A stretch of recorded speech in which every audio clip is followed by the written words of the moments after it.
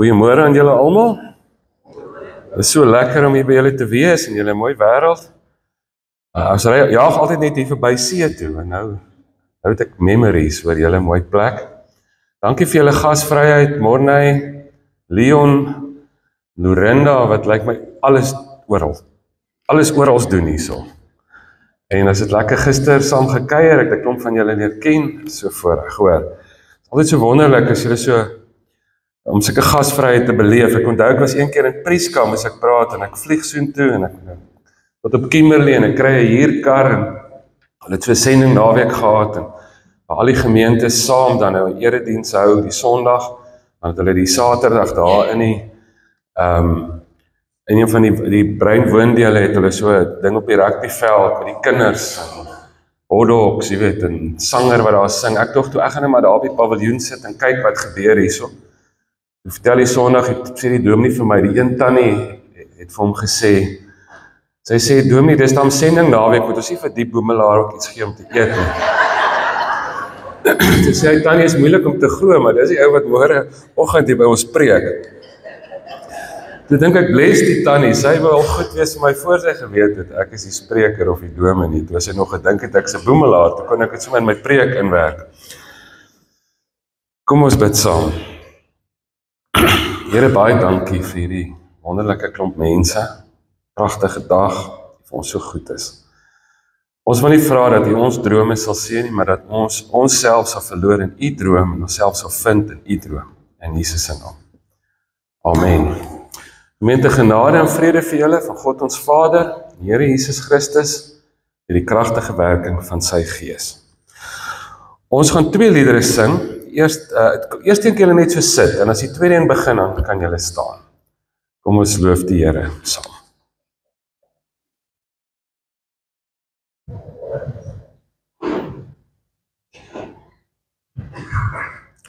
Is dit nou die regte lied? Nee, is dit hy? Ja. Nee, maar daar het sy die knoppie. Okay.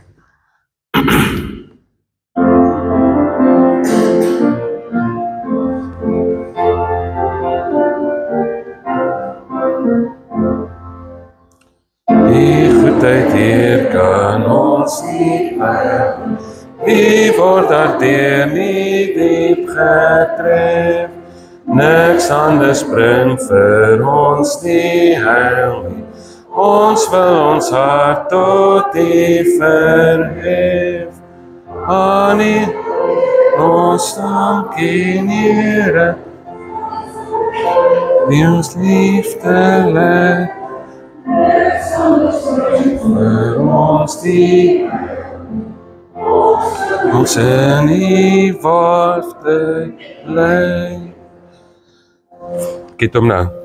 Sou ek o Heer U nie vereer nie, sou ek U goedheid nie verstaan, sou ek U raad gee en ek nie leer nie, die weg wat U my wys nie gaan. Nee, U lig my wil en streef, U woord bly my gedurig by, vol met die liefde ook my lewe, om my in alles U te wy.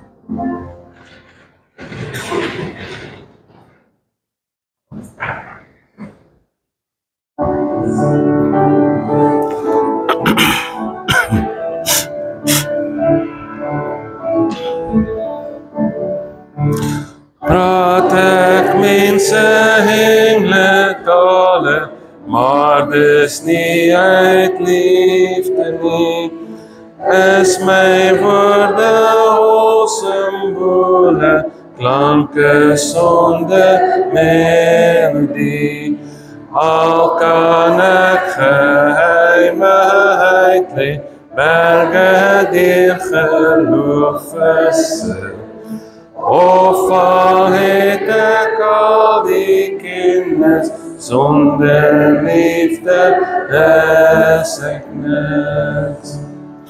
Sonder liefde sal my gawes, al my huiwer my nie baat. Nee, die liefde onbaatsigte, bly oorwin met goed die kwaad. Onreg kan dit nie verdra nie, dit is met die waarheid bly. Deur vergifnis op verwagting, om die beste in ons vry. Liet alle profesieë met die tyd gaande, nee, die liefde die volmaakte, kom en sal vir altyd bly. Want geloof gee troos en rigting, na die toekoms reik die hoop. Liefde is en bly die grootste, liefde sny die lewe oop.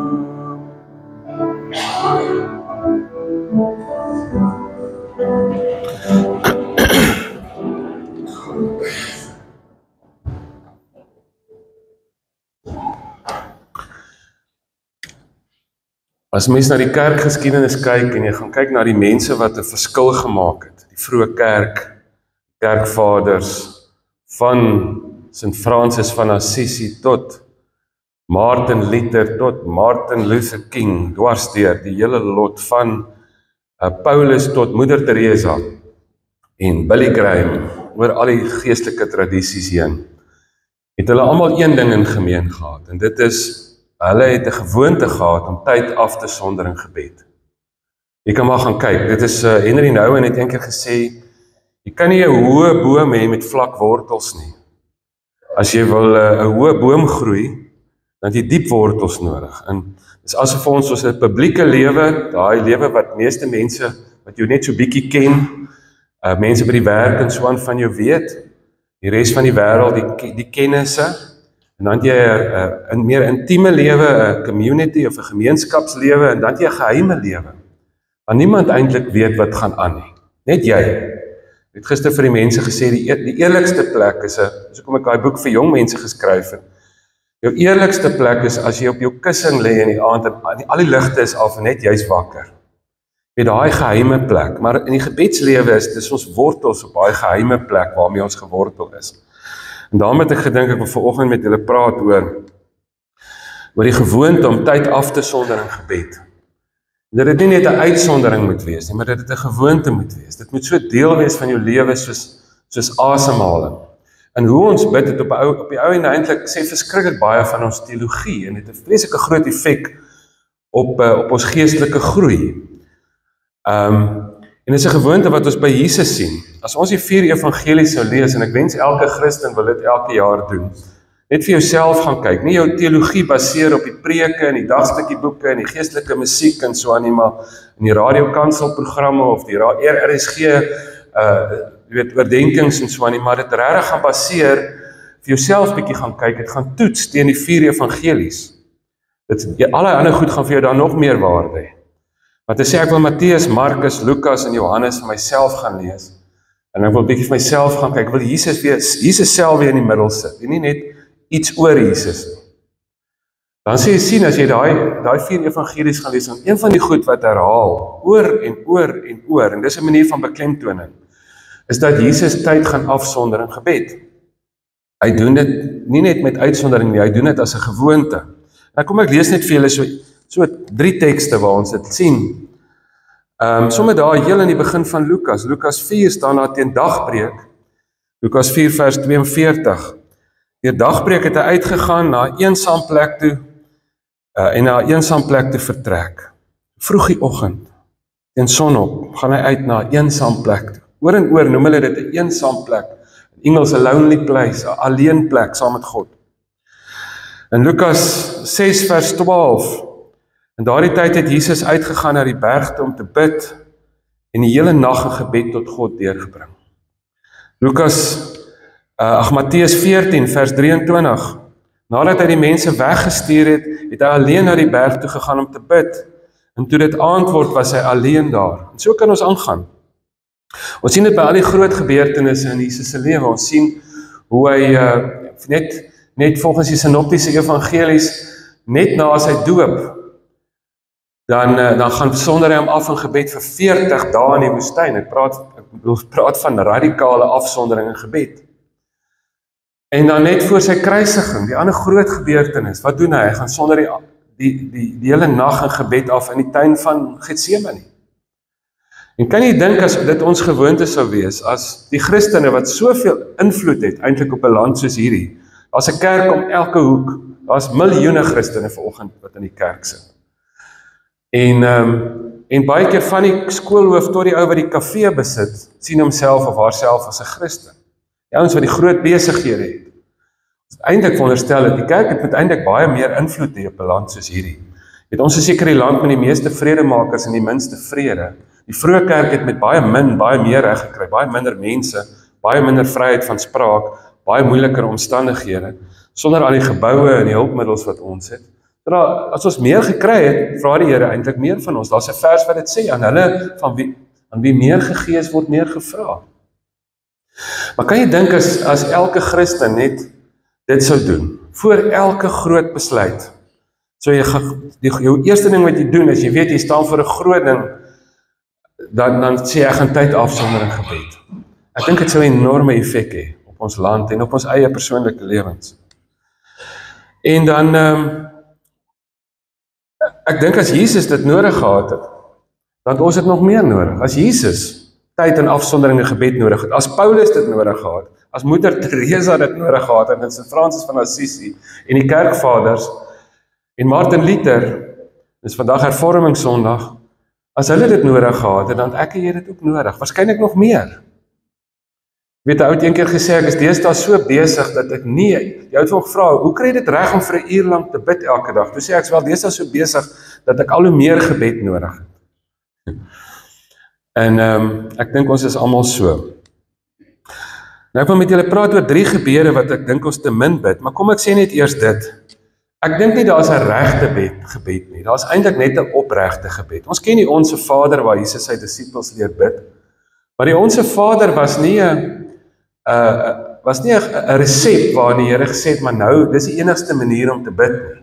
Inteendeel, hy het eintlik wat Jesus gesê het, dit was amper 'n reaksie op die Fariseërs wat in die lang ingewikkelde gebede gebid het, om te sê, maar dis hoe eenvoudig dit is om te bid. Jy noem God Vader, en jy maak jou behoeftes aan hom bekend. En Onse Vader is een van die gebede wat Jesus vir ons leer. Ek gaan eindig met 'n ander gebed, wonder of jy kan onthou, wat is die ander gebed wat Jesus sy disippels leer bid het. Maar as jy dwars deur die Bybel kyk, dan is daar eintlik baie genres van gebede. Daar's klaagliedere, daar's 'n hele boek klaagliedere, waarin die ou sy hart teenoor God uitstort, en Prediker is amper meer depressief. En daar is, jy weet waarin, dis net, die ouens skryf net 'n eenvoudige nagstukkie voor die Here. Hulle stort hulle harte uit en sê vir die Here hoe donker hulle lewens is. Selfs in die psalms, ek weet nie of julle al, partykeer dan voel 'n ou mos, ja, ek het nou net 'n versie nodig, want ek gaan nou ek voel nie goed vanaand nie. Ek soek net 'n versie om my bietjie op te tel. So ek gaan 'n psalm lees, en dan maak jy oop, en dan sit 'n donker psalm. Dan sê, nee, waar is Psalm 23? Nou weer, jy weet, ek kan nie nou hierdie klaaglied luister nie. Van daai psalms is ook klaagliedere. Maar daar's ook lofpsalms. So psalms waarin mense goed van God vra. Sommige net met God praat, net vertel wat gaan aan. Van daai psalms is gedigte. Van die gebede in die Bybel is eenvoudige gedigte wat vir God geskryf word. So daar's nie een gebed nie. Daar's verskillende gebede, en ek dink die belangrikste ding as 'n mens bid. Kom ek vertel julle 'n storie, en dan sê ek vir julle wat ek dink die heel belangrikste ding is. Daar's nie 'n regte gebed nie, daar's net 'n opregte gebed. Ronald Rolheiser, hy's 'n baie interessante man. Hy vertel hierdie storie. Hy sê sy ma was in 'n versorgingseenheid in die jaar voor sy gesterf het. Hy sê hy was gelukkig genoeg om naby te bly, en hy het voorreg gehad om haar te besoek elke liewe dag omtrent. kon hy na toe gaan. Hy sê dit was die wonderlikste voorreg. Hy sê daar het 'n ongelooflike band in daai jaar tussen hom en sy sterwende ma gebou, waarvoor hy die Here altyd dankbaar sal wees. Hy sê maar as hy moet eerlik wees, partykeer as hy by haar gaan kuier het, was daar nou allerlei interessante nuwe goed om te sê, of iets wat hulle in die verlede, of wat hulle onthou het, of wat ook al. Hy sê maar baie keer, omdat hy nou elke dag by haar gaan kuier het, hy sê baie keer was daar niks niets om te sien. Hulle het maar net oor 'n ou ding weer gepraat. Maar net iets wat al klaar baie keer gesê is, weer gesê. Hy sê partykeer was daar eintlik niks om te sien. Hy sê hy moet erken, hy voel eintlik bietjie skuldig oor, maar partykeer het hy net sy horlosie elke nou en dan geloer of die tyd nie al verby is dat hy kan ry nie. Hy sê maar dit was nie die inhoud van hulle gesprek wat die band tussen hom en sy ma gebou het nie. Dit was eenvoudig die konstante bewustheid van mekaar se teenwoordigheid. Om in mekaar se teenwoordigheid te wees, bewus van mekaar se teenwoordigheid. En dan sê hy, en hy het iets ontdek oor gebed. Hy sê hy dink dis waar van gebed ook. Hy sê partykeer as ons bid, dat ons 'n ding om die Here voor te loof, of ons het regtig iets op die hart wat ons van wil sê. Hy sê maar partykeer het jy eintlik nie veel om te sê nie. Hy sê maar net weer 'n ou geuite ding. Hy sê partykeer is dit net stil. Partykeer voel dit eintlik leeg en half vervelig of wat ook al. Hy sê maar hy het agtergekom die belangrikste ding is om op te daag. En aanhou opdaag. Om op te daag wanneer jy so voel, maar ek het al agtergekom in my lewe, partykeer het ek gebed die nodigste wanneer ek nie so voel nie. Dis wanneer ek nie lus voel om te bid nie, wat ek eintlik daai tyd in gebed die meeste nodig het. Ons praat van 'n gebedsdissipline. 'n Dissipline beteken ek besluit voor die tyd wat ek gaan doen as ek nie lus voel daarvoor later. Wat ek nog steeds gaan doen al voel ek nie so nie. En ek het nou gister vir die mense vertel, ek sê van die as gewoonte, gebed is een van daai geestelike gewoontes, werk so. Dis soos die ou wat vir sy pel in die raakloop op die straat, hy sê vir hom, jy het vir my gelieg. Sy vriend sê, hoe so? Hy sê, jy het vir my gesê, ek gaan 'n six-pack kry, en ek gaan gewig verloor, en ek gaan fiks word, en ek gaan beter voel, as ek gym toe gaan. Hy sê, ek het nou al 3 keer gym toe gegaan, niks het verander nie. En dan sal sy vriend sê, jy stupid man, jy moet nie 3 keer gaan, jy moet dit nie as 'n uitsondering doen, jy moet dit as 'n gewoonte doen, jy moet 3 keer 'n week gaan vir 3 maande, of vir 6 maande, en dan gaan jy die verandering sien. En gebed werk ook so, ek het te veel mense al gesien, wat sê nie, maar ek het toe gaan tyd afsonder, dit was, niks het gebeur nie. Die vraag is nie wat sal gebeur as jy dit met uitsondering doen nie. Die vraag is wat sal gebeur as dit 'n gewoonte in jou lewe is om tyd af te sonder in gebed.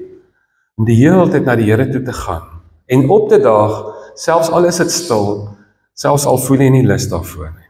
Dis hoe dit werk as mens gym. Al die goeie goed in ons lewens kom eintlik met goeie gewoontes. En die geheim van 'n gewoonte is om dit te doen ook wanneer jy nie lus is nie. Dis nie so maklik nie. So daar's nie, ek dink die belangrikste ding is om op te daag, maar daar's nie 'n regte gebed nie, daar's eintlik net 'n opregte gebed. Ou sê een keer vir my, hy sê dit voel, hy het deur 'n baie donker tyd gegaan, hy sê dit voel vir my of ek teen die plafon vasbid. Dit voel asof as ek bid, jy het ook dalk so gevoel, voel of God my nie hoor nie. Ek sê toe vir my probleem is, ek dink jy wil vir die Here 'n klomp mooi goed sê in jou donkerste oomblik. Miskien moet jy net eerlik raak met die Here. Begin deur vir die Here te vertel hoe jy sukkel om te bid. As ons daai versie wat in die Nuwe Testament wat sê as ons sukkel om te bid, moet ons bid en die Heilige Gees sal ons leer om te bid. Begin deur vir die Here te vertel, hierdie goed wat jy nou vir my sê. Ek sê vir hom, en dan skryf jy in plaas van 'n dagstukkie, want die Christelike literatuur is so vol dagstukkies. Sê ek maar die Bybel is daarom vol nagstukkies ook. Daar's dan maar donker goed in die Bybel. Jy weet, Dawid wat sê, ek wens hulle kinders se koppe sal teen die klippe stukkend geslaan word, en op 'n stadium daar in Klaagliedere sê die skrywer, God het my mislei, en ek dink nie God het hom mislei nie, maar dis hoe hy gevoel het, en die Here het toegelaat dat dit in die Bybel is, waarskynlik sodat ons ook eendag net eerlik met hom kan wees, hoe ons voel, en ek vertel vir hom van hoe wat Dawid geskryf het, toe hy in die grot weggekruip het, en wat die profeet geskryf het, toe sy mense hom in die put gegooi het, en ek sê, maar gaan begin dalk daar. Ek loop hom later raak. Ek sê, hoe gaan dit met die plafon? Hy sê, Jaco, ek was nog besig om vir die Here te vertel hoe ek sukkel om te bid. Besef ek nou bid ek eintlik heel lekker. Hy sê, en ek het vir een keer was ek die profeet in die put, en ek was Dawid in die grot, en ek was Paulus in die tronk, en ek het nie skuldig gevoel dat ek eerlik was met God. Dit het my hart uitgestort. So ek sê weer, daar's nie 'n regte gebed nie, daar's net 'n opregte gebed. Maar ek dink tog daar's 3 gebede wat ons te min bid. En ek wil ietsie daaroor sê. Die eerste gebed is die gebed in stilte. Wees stil en weet, ek is die Heer. Ons ken die liedjie, maar dis 'n skrifberuiming. Dit staan in die Bybel. Wees stil en weet, ek is die Here. Ons is so verslaaf vandag aan geraas. Jy dink al, ja, maar jy hou nie van geraas, maar ek praat nie net van klank nie. Ek praat van inligtingsgeraas. Dit is die heeltyd, is daar nog 'n nuusberig, iets op die televisie, iets op die radio, iets op die lamppaal. Ek bly by Eke, ons klomp huise vir jong mense in nood. Ek bly so in die gemeenskap. En as jy nou van daai jong mense wil straf, jy nou 'n tienerseun wil straf vandag, laat hom in sy kamer sit 'n dag lank, met geen manier om inligting van buite af in te kry. Hy vat sy foon, en sy rekenaar, en radio, wat ook al musiek ding, en daai kind raak van sy kop af. Dis asof hy hom gemartel het. Jy weet, want ons is so nie stilte gewoon, die stilte is amper pynlik. En ek loop toenemend groot mense raak, wat ook, hulle kan nie die stilte mee hanteer nie. Maar om stil te wees, ek het een keer op 'n plek gepraat hieroor met 'n klomp jong mense, ons was op so 'n gemeenskapsprojek daar in die noorde, en ek het 'n vriend, ons noem hom Wacko, hy het so 'n kombi, so 1979 hippie kombi, met so 'n peace sign voorop, met sulke blommetjies, julle ken daai kombies, daar staan nog ons op die kant staan, dat tannie moenie lag, jou dogter is hier in. So hy is 'n bietjie 'n vreemde ou, jy weet, so 'n hippie karakter. En ek het die vorige aand met 'n klomp kinders gepraat, en ons is onder 'n groot kameeldoringboom, staan sy kombietjie, en ek drink koffie by hom die oggend in sy kombi, dis so 'n campertjie, hy maak so oop, want hy so 'n tafeltjie binne in. Hier sit ons onder die boom, en hy sê vir my, hy sê, jy weet Jaco, ek het al, dis gewoonlik verstaan ek nie wat jy probeer sê nie, maar hy het gisteraan, hoe kan stilte nou so belangrik wees?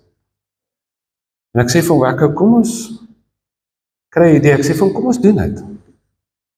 En kom ek en jy bly bietjie stil. Is dit nou vreemd, nee, ek dink as iemand verbykom, hier sit ons in doodse stilte en koffie drink in sy camper, in die hippie kombi, doodstil. Maar ons hoor 'n voeltjie fluit in die boom. En ons mooi luister toe hoor ons 'n paar voeltjies in die ander bome ook fluit. En na so rukkie toe sê ek van, besef jy, daai voeltjie fluit nog die heeltyd. Maar ons het dit gemis het as ons hier stil geraak. Die voeltjie het nie begin fluit, ek bedoel, daar's ouens wat daai teologie het, nê. Hulle sê, want ek glo God praat die heeltyd, maar jy hoor eers sy stem as jy dit as 'n gewoonte begin stil raak. Is iets van hom wat jy beleef, wat jy nie in woorde kan sê nie, partykeer net 'n stuk verwondering van die Here se teenwoordigheid, as jy dit waag om stil te raak. Nou daar's 'n ander teologie wat sê die voeltjie begin eers fluit as jy stil raak. Asof hierdie appel van my sê, wat in 'n ander kerk is, hy sê, hulle het geworship die dag, en toe na uur, toe van die mense begin huil, en toe daag God op, jy weet. Toe dink ek met alle respek gesê, het God die Vader vir die Heilige Gees gesê, hou terug, hulle het nog nie die liedjie genoeg gesing. Hulle het nog nie gehuil nie. Nee. Mense se spiritualiteit verskil maar. Party mense het miskien net hulle oë op daai oomblik oop gegaan. Miskien het dit 'n paar liedjies gevat vir hulle. Maar ek dink dit vat dikwels stilte dat ons oë oop gaan vir dit wat reeds daar is. Ons sal baie keer sê, "Ag, welkom hier in die teenwoordigheid in die huis van die Here of in die teenwoordigheid van die Here," maar eintlik het God se Gees oor hierdie plek gesweef voordat hy 'n gebou was, voordat hy 'n planeet was. Dis hoe alomteenwoordig God is. Maar 'n mens kan dit mis. 'n Mens kan, God is nie net passief teenwoordig nie, hy is aktief teenwoordig. Alomteenwoordig, en hy het baie keer 'n spesifieke ding wat hy op ons hart wil druk op 'n spesifieke oomblik, en hy is in die detail van ons lewens ook betrokke. En jy mis dit as jy nie stil raak nie. En daarom het ons stilte nodig. Hulle het vir Moeder Teresa, ek het daar in Calcutta gebly, en ek het saam met Sisters of Mercy onder andere gewerk, die nonne daarby in Calcutta, van Moeder Teresa, en allerlei interessante stories gehoor oor haar. En iemand het, weet, een van die goed is, 'n joernalis het een keer vir haar gevra, hy het gesê, nou, if you pray to God, what do you pray? Dis sê, no, most of the time I don't ask anything, I'm just silent. I just listen. Die krappe joernalis ek op te sê, you just listen. If you just listen, what is God telling you? Toe sê sy, no, I think most of the time he also just listens. Toe sê sy, if you can't understand it, I can't explain it. En dit is interessant dat mense wat regtig die geestelike pad stap, dat asof hulle 'n misterie ervaring van God het, wat jy amper nie in woorde kan sien. Jy sien dit in hulle oë, dis asof daar iets is wat hulle van die Here se teenwoordigheid leer ken. Ek moet dit Teresa sê ook, sy het dit geleer, ken nie net in stilte nie, ook in haar interaksie met die mense in nood. Jesus het gesê, ek's honger en ek het my iets gegee om te eet, en ek was dors en my iets gegee om te drink, en ek was 'n vreemdeling, het my gehuisves. So hy sê, julle gaan ook iets van my hart raakloop daar tussen in die gebrokenheid, maar ook in stilte. Asof daar iets is wat 'n mens, baie keer in die wind hoor, die woestynvaders het ons dit geleer. Iets is wat ons in die see sien, in die grootsheid van die natuur beleef, in die woud, onder die sterre op 'n donker nag van God, wat jy op geen ander plek kry nie. En daarvoor moet 'n mens stil raak. Onthou, Jesus het vir die ryk en die slim mense van sy tyd gesê, gaan leer by die plante, gaan leer by die blommetjies en by die voeltjies. So dis die eerste gebed wat ons dalk te min bid, is om stil te raak voor die Here. Dis nie so maklik nie, dit vat dissipline. Die tweede gebed wat ons dalk te min bid is, ek het een keer, ons het hierdie huise vir jong mense in nood, en dan bly daar tieners wat nie 'n familie het nie, ouers is dood, of hulle ouers is toegesluit vir wat hulle gedoen het, of hulle ouers het verdwyn, of hulle is op straat, of hulle is vlugtelinge, of wat ook al. En nou bly die kinders by ons, hoërskooltieners. Kindersorg vat klein kindertjies in, en dan dikwels is daar nie plek vir 'n hoërskoolkind nie. En hulle is baie stout ook, so mense wil hulle nie aanneem nie. Ons het 'n ouetjie wat geskort is uit die verbeteringsskool, om jou idee te gee.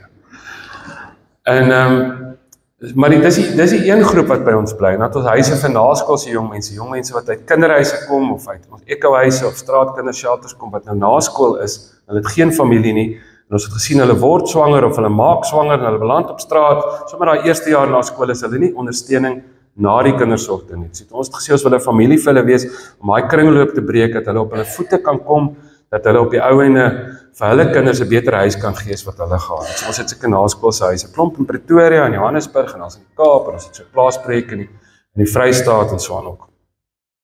Maar die vreemdste groep wat by ons bly, is die mense wat saam met hulle bly. So ons werk op daai Handelinge model. Handelinge sê dat die kerk gebore is, in Handelinge 2, Handelinge 4, staan hulle het alles gedeel. Die heel eerste ding wat die mense gedoen is, hulle het hulle materiële goed gedeel.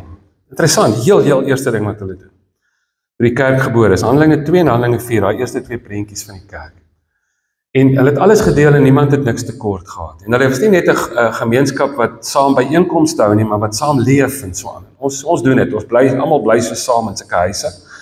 En dan het ons nou hierdie kinders wat nie familie het nie, of jong mense, maar dan het ons hierdie vreemde groep. En dis van 'n ingenieur, ons het alselfs 'n aktuaris gehad, en 'n boekhouer, en 'n onderwyser, en 'n brandweerman, en 'n kelner, en wat ook al. Studente wat saam met die kinders bly om 'n verskil te maak. Ek het een keer toe ons ekohuise begin, 'n nuwe huis aan Pretoria begin, toe sit ek 'n plakkaat op al by tikkies by die fakulteit, toe sê ek, moeilike tieners, slapelose nagte, geen privaatheid, jy moet alles deel, jou kar en jou maal se strandhuis en jou, jy weet, jy moet hulle help met hulle huiswerk, met jou laptop, en jy moet, jy weet, so aan, en slapelose nagte, kontak my as jy belangstel.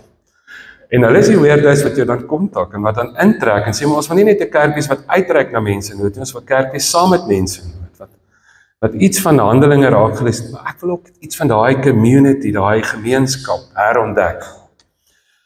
Nou van hulle, ons het altyd so,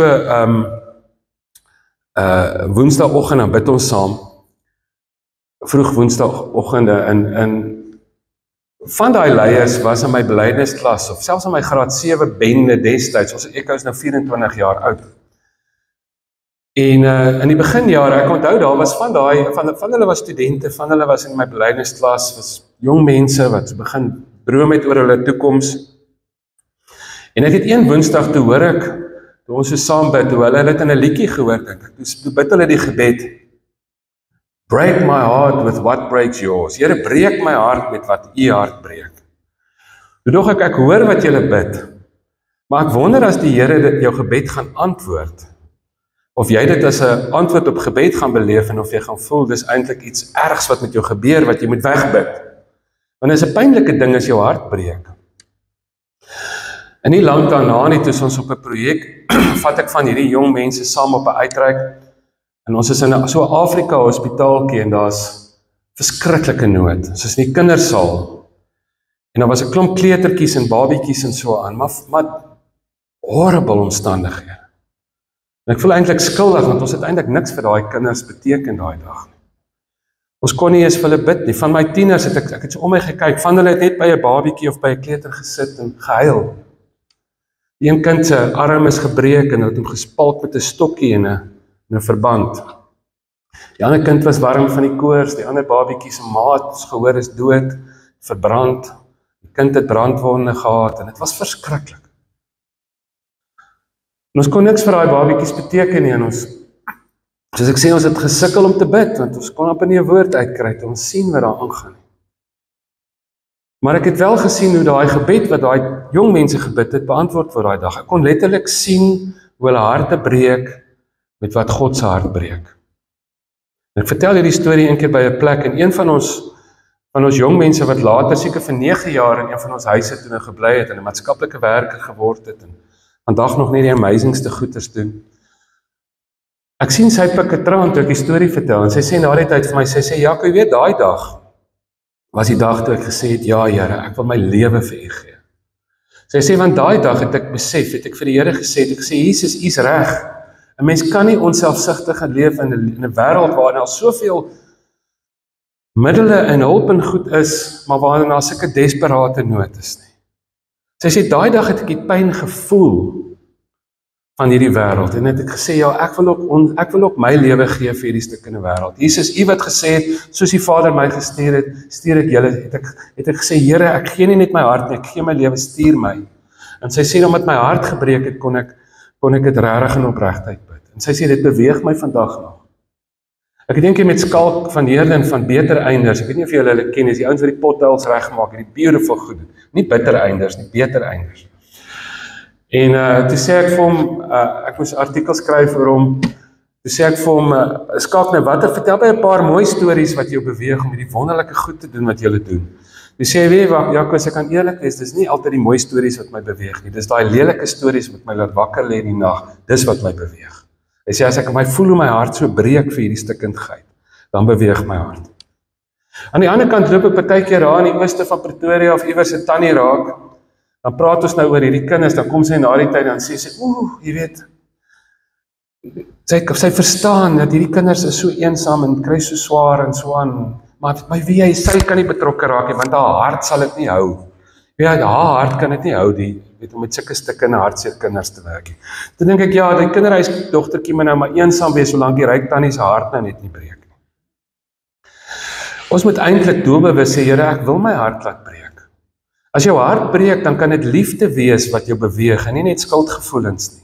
Dit skuldgevoelens is so suiker, dit gee jou energie, maar later laat dit jou nog slegter voel, dan dink jy, ek het probeer, dit werk nie, dan is jy minder gemotiveer. Maar as jy toe naby genoeg kom, dat jou hart breek, dat jy die kind se storie hoor, dat jy die persoon se, die detail leer ken, en jy kom agter wie die mens is, agter die statistiek, of agter die gesig, dan verander alles. En dan raak dit liefde wat jou beweeg. Dan is dit omgee wat jou beweeg. En dit hou lank.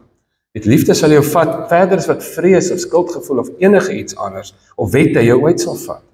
Maar dan moet jy naby genoeg kom. Ons het gister vir mekaar gesê, liefde is nie geloofwaardig as dit vanaf 'n veilige afstand gekommunikeer word nie. Liefde word eintlik meer en meer geloofwaardig soos afstand afneem. By Jesus in die evangelie kry ons hierdie idee dat liefde, die boodskap van liefde is geloofwaardig wanneer jy so naby kom aan die persoon vir wie jy sê ek het jou lief, dat daai persoon jou kan seermaak, dat daai persoon in Jesus se geval kom doodmaak. Ek dink ons manier van kerkwees vandag is, en dis miskien hoekom ons so min van die stikkende deel van die wêreld in ons eredienste sien. Oral. Ek's vanaand in Potch, kom by baie kerke, baie verskillende kerke, oor kerkgrense heen. My vraag is altyd, hoekom die tollenaars en die mense wat in oorspel betrap is, en daai ouens vir wie die fariseërs so kwaad was, omdat hulle agter Jesus aangekom, die rede hoekom hulle hom 'n vraat en 'n wynsuiper en 'n vriend van sondaars genoem het, hoekom voel daai mense, en hoekom stroom hulle nie na die kerke toe nie?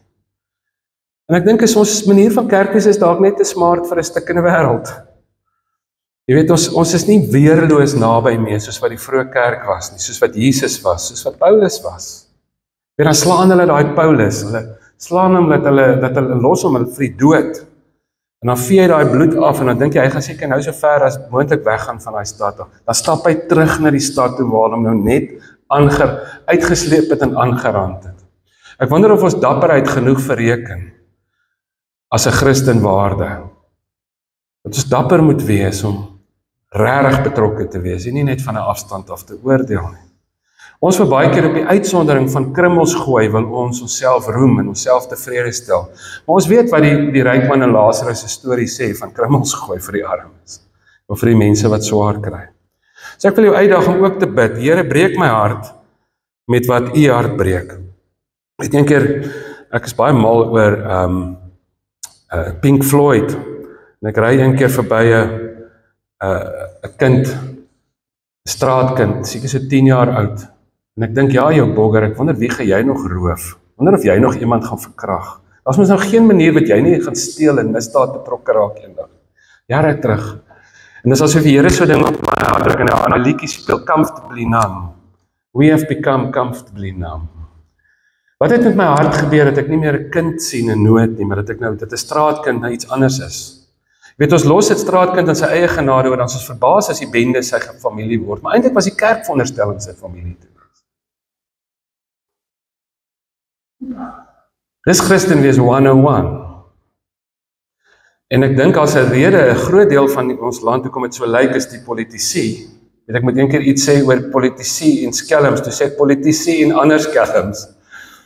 Die een rede is omdat die politici nie hulle verantwoordelikheid neem nie, maar die ander is tog redelik, as die kerk om elke hoek is tog sekerlik ook omdat die kerk nie haar verantwoordelikheid nakom nie. Omdat die vroeë kerk het verskriklik baie gedoen met min, maar die kerk van vandag doen eintlik nogals min met baie, oor die algemeen. Ons het nodig dat God weer ons harte breek met wat sy hart breek. Leonard Cohen sing, hy sê, there's a crack in everything, that is how the light gets in. In Esegiel kry ons daai teks waar die Israel het hard geword, toe hulle in ballingskap weggevoer is. Die onregverdigheid wat oor hulle pad gekom het hulle hard gemaak. En dan sê die Here, dan sê hy, maar ek sal julle harte van klip vat, en ek sal julle weer 'n hart van vlees gee. So die tweede gebed wat ek dink ons nodig het om te bid, is om te bid, Here, breek my hart met wat u hart breek. Laat ek weer voel, dat ek die pyn beleef, dat ek weerloos naby genoeg kom, dat my hart kan breek, sodat liefde my weer sal beweeg. Dat nie net oordeel sal uitspreek. Jy weet, daai kind staan na God se liggaam ry, op 'n Sondag van die kerk af, in hulle honderde, partykeer in hulle duisende verby. En al wat hy kry, is kyke van oordeel. Maar so 'n jong dominee, ek was nou so op 'n ding, en toe sê hy vir my, ek wil nie sê wat 'n dorp of wie die dominee is nie, toe sê hy ry verby so 'n klomp kinders wat daar in die bos bly. Hy sê so 10, 11, 12 jaar uit. Hy sê dis besig om, dit ontstel hom nogal as hy hulle sien. Ek sê, mag dit jou van jou kop afmaak as jy hulle so sien. Weet, daar's 'n mooi quote wat sê, it's no sign of mental health to be too well adjusted to a profoundly sick society. Ek sê, mag dit jou so van jou kop afmaak, jy wat 'n dominee is in 'n gemeente met soveel onderwysers en prokureurs en besigheidsmanne en boere en wat ook al, dat jy mense sal mobiliseer om vir daai kinders te help. Ek bedoel, ken ons nie die barmhartige Samaritaanse verhaal wat sê, maar dit is verkeerd vir die godsdienstiges om verby te stap. Waar Jesus as Samaritaan gebruik om vir daai Jode te wys wat die belangrikste in hulle godsdiens is. Mag het ons beweeg, mag ons harte breek. Die laaste gebed wat ons te min bid, ek ontmoet 'n ou, hy was in die spesmagte, in die ou weermag, die Koevoet of Rekkie of iets. En die ou, toe hy nou tot bekering kom, hy doen ook niks half nie. Toe is dit so half asof hy, nie so half nie, so heeltemal asof hy nou in die God se spesiale magte is, jy weet. Hy sê, die Here het sy lewe radikaal verander, so hy wil daai radikale pad van Jesus stap. En so hy sou byvoorbeeld elke oggend as hy opstaan, dan sou hy bid, as hy nou hier gebly, dan sou hy gesê het, Here, as jy iets in Pietermaritzburg doen en niemand wil dit doen nie, vra my, ek sal dit doen. En hy was 'n moeilike ou om saam mee te beweeg. Hy is sommer daar by die tille, by Checkers met mense praat. Jy weet mens, daar's 'n bietjie weird, ja. En as jy in 'n huisbak is, jy weet hoe ongemaklik is dit in 'n huisbak. Nou is almal in daai huisbak. Nie vir hom nie. Hy kry al die mense se aandag en sê hy wil net ietsie vra. Hy sê hierdie huisbak gaan nou op, maar sê nou die kabel breek en die huisbak gaan af. Gaan jy op of gaan jy af? So hy vertel my, hy sê daar's 'n klomp besigheidsmanne, 15 besigheidsmanne. Met elke woensdagoggend bid hulle vir hulle stad, vir hulle dorp. Dan bid hulle dat die Here sal ingryp in hulle dorp en die mense se lewens in die dorp sal verander. En dat daar herstel sal kom vir hulle dorp. Dat die dorp sal terugkeer na God. Hy sê hierdie 15 besigheidsmanne het iets van hom, sy getuienis gehoor, hulle nooi hom toe om bietjie met hulle die woensdag aand te deel en om hulle te lei in gebed. Hy sê, en toe dit tyd word om te bid, toe sê hy, nou waarvoor moet ons bid? En hy het al vroeër die aand gehoor, hulle praat oor, hulle sê, ou Saartjie, ons moet vir ou Saartjie bid. Hy sê, nou vertel my, wie is die Saartjie? Die een ou sê, man, Saartjie is die maatskaplike werker, maar sy is meer as dit, sy is 'n absolute engel, sy is 'n absolute sendeling op ons dorp. Sy is die een wat die kospakkies by die ou mense wat vereensaam gaan aflewer. Sy is die een wat by die kinderhuis betrokke is, wat by die straatkinders help, en sy lewe totaal onselfsugtig. Sy bly nou 'n klein winstelletjie, want sy gee alles weg. En sy ry 'n ou voluitjie, en die ander ou sê, ja, en hy was nie eens verseker nie, en vragtig, toe steel hulle haar kar. Ander ou sê, ja, ons moet sommer bid vir die misdaad. Hy sê, wat moet ons bid vir Saartjie? Hulle sê, nee, dat die Here vir haar kar gaan voorsien. Hoe gaan sy net by al die mense kom? Hy sê wel, eerste les oor gebed is, as 'n mens bid, moet jy met verwagting bid. So wat verwag ons, dat die Here vir haar kar uit die hemel uit issue? Hy sê, want dan moet ons op sy staan. Die anders tog, hierdie het seker 'n bietjie bomskok. Hy sê, ek gaan vir julle vandag 'n gebed leer, en ek waarborg julle, God gaan dit antwoord. So seker soos ek hier by julle is, vanaand gaan die Here hierdie gebed antwoord. Hy sê, hoeveel karre het ons hierso? Hy sê, tussen daai 15 besigheidsmanne, oor die 40 karre. Hy sê, hy quote daai versie uit Jakobus, wat sê, julle kry nie, omdat julle nie bid nie, en as julle bid, kry julle nie, omdat julle net julle selfsugtige begeertes wil bevredig. Hy sê, ek gaan nou vir julle gebed leer, en ek waarborg julle, God gaan dit antwoord. Ons gaan nou vir die Here vra, wie moet vir Saartjie 'n kar gee? Kom ons bid saam.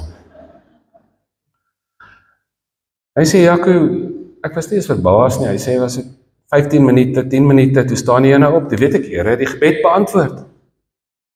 Dan kan jy nou dink, Saartjie is besig om 'n nagstukkie te skryf voor God. Sy is besig om 'n klaaglied te skryf daarna Woensdag. Sy is op haar knieë voor die Here. Sy sê, Here, hoe gaan ek môre by daai ou mense kom? Hoe gaan ek by die kindertjies kom? Here, sien nie raak wat vir my word nie, asseblief, Here, help my. Ek wil so graag net die werk doen waarvoor U my geroep het en so. Laat daai aand is daar klop aan haar deur. Hier's 'n vreemde ou. Hy sê, vir as jy Saartjie, sy sê ja. Hy sê nie, kom ons geneem gou 'n selfie of 'n onsie vir die sendingblad of wat ook al nie. Al wat hy sê is, hy sê, Saartjie, die Here het jou gebed verhoor. Hier's vir jou 'n kar. Ek stuur vir jou die papiere. En hy loop. En sy moet daar uitgaan, sy druk die remote om te sien wat sy kar het. Dit was nogal sy goeie kar. En nou Saartjie gaan haar hand op haar knie en sy sê, Here, dankie dat U my gebed verhoor het. Jy sien, partykeer voordat ons bid, moet ons net eers uitfigure wie werk vir wie. Ek praat eendag met 'n klomp boere daar in die Vrystaat, net voor 'n verkiesing. Vroeg die oggend, 5:30 die oggend. Ja, ek ry omtrent 4:00 die oggend na Pretoria. Ek sê, waarvoor bid ons? Hulle sê dat God sal ingryp in Suid-Afrika. Ek sê, wat, al die werkloosheid, al die eensaam mense, al die honger, al die misdaad. Ek sê, miskien moet ons net, ek vertel hulle die storie, ek sê, miskien moet ons net eers uitfigure wie werk vir wie, want ek dink, daar's 'n klomp goed wat ons van God vra, wat hy eintlik van ons vra. En gebed dalk is om te bid, is ook om aan te meld vir diens. Miskien is daar 'n klomp genade wat God klaar gegee het, wat hy nie vashou nie, maar sy mense hou dit vas. Jy weet, ek het al baie saam met hawelose mense op die straat gebly, of met mense wat baie swaar kry te doen gehad, en dis nie waar dat God net tussen die middelklas en die rykes rond sweef met sy gees nie, hy is tussen die armes ook. En hulle het baie keer wonderlikste getuienisse van hoe God voorsien het in hulle grootste nood. Maar ek het nog nooit 'n arm ou gesien wat gesê het, ek was honger en toe bedien die Here vir my 'n broodjie nie. Of by Echo het ons nog nooit 'n huis begin wat net uit die hemel uit verskyn het nie. Of 'n voertuig, of 'n wat ook al. Dis altyd God se mense wat God se wil doen. Hy stuur mense. Die engele is eintlik jaloers, sê 'n wyse ou man een keer. Hy sê hulle is jaloers, want al die groot goed wat God op aarde doen hy deur sy mense. En miskien is daar 'n klomp goed wat ons van God vra vir hierdie land, vir meer vrede, dan wil hy 'n vredemaker sê.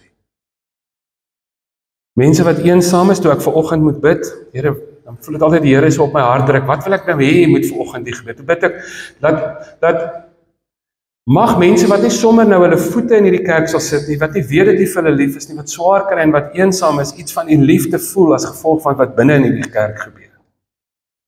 Dat God se gunsteling instrument is mense.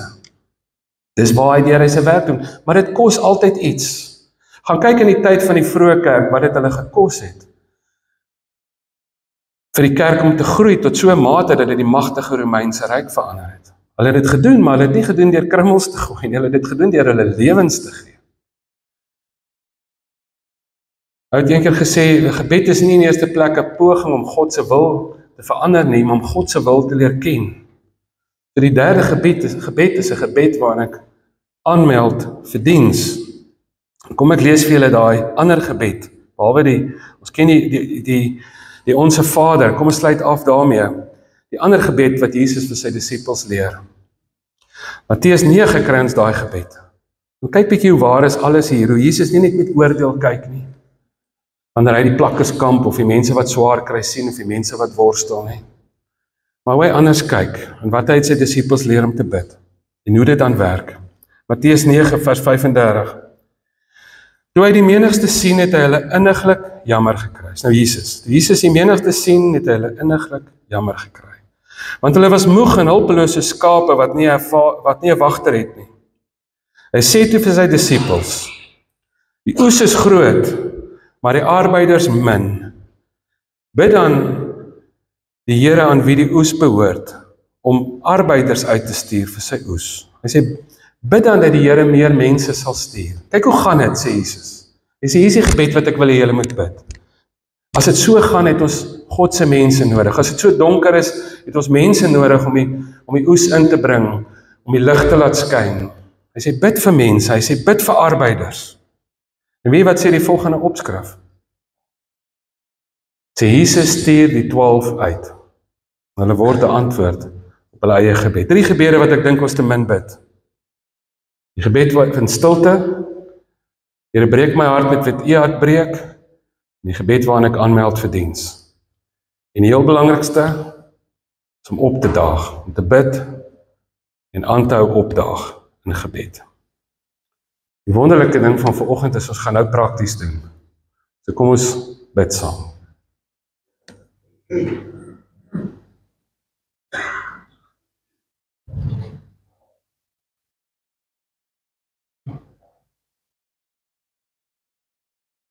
Here, U sê in die woord dat as ons nie weet om te bid nie, dat ons kan bid in die Gees van ons leer om te bid. En ons wil dit vir U kom vra. Ons bid dit, dat ons diep wortel sal hê, diep gewortel sal wees in ons worsteling met U selfs. Ons wil ook kom aanmeld vir diens, Here. Ons wil bid, kom breek ons harte met wat U hart breek. Ons wil bid dat U vir ons 'n dissipline sal gee, om stil te word voor U, en na U stem te luister, ook in die natuur, ook in die reën, ook in die wind, dat ons U voetspore sal raak sien, dat ons sal leer by die voeltjies, by die lelies van die veld. Ons wil bid dat U ook vir ons sal beweeg, soos wat U disippels beweeg het, soos wat in die vroeë kerk beweeg het, dat U ook in ons tyd die kerk so sal beweeg, in Jesus se naam. Amen. Ons gaan afsluit met 'n slotlied, en dan gaan die offergawes by die deure wees, is ek reg? Kom ons staan, en dan loof ons die Here saam.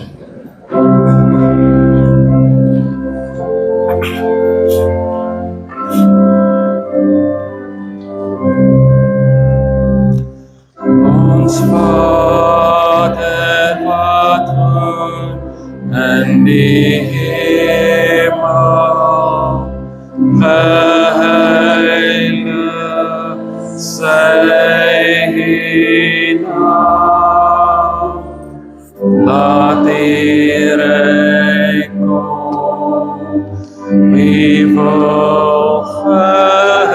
skyn, tussen die hemels vloer, die aarde. Geef ons vandag ons dagse brood, en vergeef ons al ons skulde net, soos ons vergewe. Wat in ons sonde,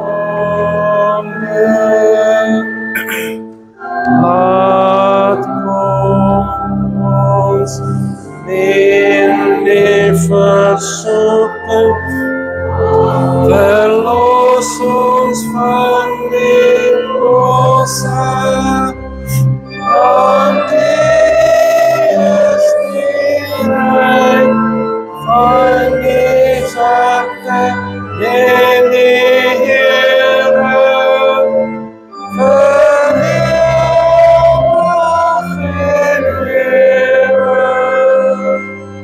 Amen. Vir eeuwig en eeuwig.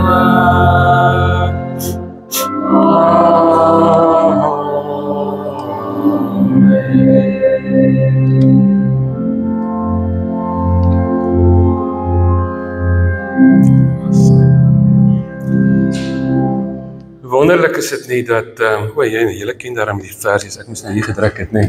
Maar julle sing in elk geval, ek sien almal van julle se oor was toe, so is alright. Hulle sê, disappoint them early on.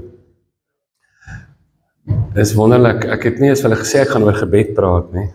En die Onse Vader het hulle self gekies vir 'n slotlied, hoe mooi is dit? Dis nie toeval as God besluit om anoniem te bly. Mag jy nie net beleef hoe God se genade na jou te vloei nie, maar hoe dit deur jou vloei. Nie net hoe jy 'n dam is wat vir jouself en jou mense bymekaar maak nie, maar hoe jy 'n rivier is, waardeur God se goedheid na die wêreld te vloei. Jesus het gesê, soos die Vader my gestuur het, stuur ek julle. Mag die genade van ons Here Jesus Christus, die liefde van God ons Vader, en die gemeenskap van sy Gees, met julle elkeen wees en bly. Amen.